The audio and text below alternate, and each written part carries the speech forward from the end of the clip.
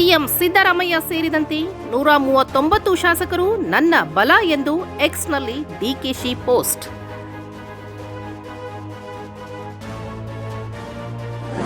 ಸಿದ್ದರಾಮಯ್ಯ ಅವರು 100% ನನ್ನ ಜೊತೆಗಿದ್ದಾರೆ, ನಾವಿಬ್ರೂ ಜೊತೆಯಾಗಿ ಕೆಲಸ ಮಾಡುತ್ತೇವೆ ಎಂದ ಡಿಸಿಎಂ.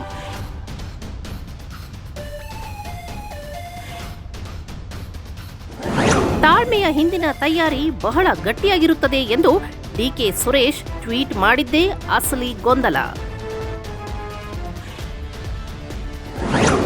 ಡಿಕೆಶಿ ಟ್ವೀಟ್ಗೆ ಕನ್ನಡಿಗರ ಮಿಶ್ರ ಪ್ರತಿಕ್ರಿಯೆ. ಅಣ್ಣ, ನೀವು ಸಿಎಂ ಆಗ್ತೀರಾ ಇಲ್ವಾ ಎಂದು ಪ್ರಶ್ನಿಸಿದ ಅಭಿಮಾನಿಗಳು. ರಾಜ್ಯದಲ್ಲಿ ಕಳೆದ 5-6 ತಿಂಗಳಿನಿಂದಲೂ ಸಿಎಂ ಬದಲಾವಣೆಯ ಗಾಳಿ ಜೋರಾಗಿ ಬೀಸುತ್ತಿದೆ. ಈ ಬೆಂಕಿಗೆ ತುಪ್ಪ ಸುರಿಯುವಂತೆ ಡಿಕೆ ಶಿವಕುಮಾರ್ ಅವರು ಈಗ ಸೋಷಿಯಲ್ ಮೀಡಿಯಾದಲ್ಲಿ ಒಂದು ಬಾಂಬ್ ಸಿಡಿಸಿದ್ದಾರೆ. ಸಿಎಂ ಸಿದ್ದರಾಮಯ್ಯ ಸೇರಿದಂತೆ 139 ಶಾಸಕರು ನನ್ನ ಬಲ ಎನ್ನುವ ಮೂಲಕ ತಮ್ಮ ಸಂಖ್ಯಾಬಲದ ಶಕ್ತಿಯನ್ನ ಪ್ರದರ್ಶಿಸಿದ್ದಾರೆ. ನಾವಿಬ್ಬರೂ ಕೈ ಜೋಡಿಸಿ ಕೆಲಸ ಮಾಡ್ತಿದ್ದೇವೆ, ಜನರಿಗೆ ಕೊಟ್ಟ ಮಾತನ್ನ ಉಳಿಸಿಕೊಳ್ತೇವೆ ಎಂದು ಹೇಳಿದ್ರು. ಇದರಲ್ಲಿ ಯಾವುದೋ ಒಂದು ನಿಗೂಢ ಅರ್ಥ ಅಡಗಿದೆ ಅನ್ನೋದು ಈಗ ಶುರುವಾಗಿರೋ ಚರ್ಚೆ.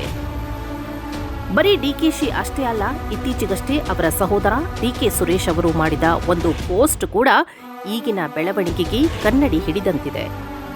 ತಾಳ್ಮೆಯನ್ನ ಅಸಹಾಯಕತೆ ಅಂದುಕೊಳ್ಬೇಡಿ, ತಾಳ್ಮೆಯ ಹಿಂದಿನ ತಯಾರಿ ಬಹಳ ಗಟ್ಟಿಯಾಗಿರುತ್ತೆ ಅಂತ ಸುರೇಶ್ ಟ್ವೀಟ್ ಮಾಡಿದ್ರು.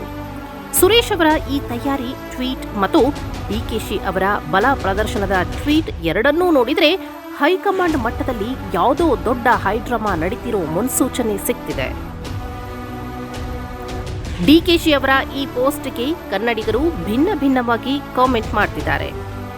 ಡಿಕೆಶಿ ಅಭಿಮಾನಿಗಳು, ಅಣ್ಣ ನೀವು ಸಿಎಂ ಆಗೋದು ಕನ್ಫರ್ಮ್ ಆಯ್ತಾ ಅಂತ ಕೇಳ್ತಿದ್ರೆ, ವಿರೋಧಿಗಳು ಮಾತ್ರ ವ್ಯಂಗ್ಯವಾಗಿ ಕಾಲಿಳಿತಿದ್ದಾರೆ. ಎಲ್ಲರೂ ನನ್ನ ಜೊತೆಗಿದ್ದಾರೆ ಎನ್ನುವ ಭ್ರಮೆಯಲ್ಲಿ ಇರೋದು ಕೂಡ ಒಳ್ಳೆಯದು.